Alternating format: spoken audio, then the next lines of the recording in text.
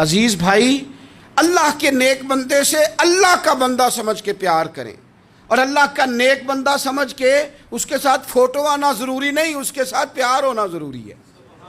اور اگر محبت اخلاص والی ہو، پیار والی ہو، عقیدت والی ہو،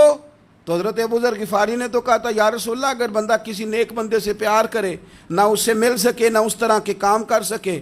پھر بھی کوئی نتیجہ نکلے گا، تو حضور نے فرمایا پیار خالص کرے، اللہ قیامت کے دن دونوں کو جمع فرما دے گا۔ جو جس سے محبت کرے گا صبح قیامت اسی کے ساتھ ہوگا۔ شاید اسی لیے کسی پنجابی کے شاعر نے کہا تھا کہ اساں جے ہاں گناہیاں دا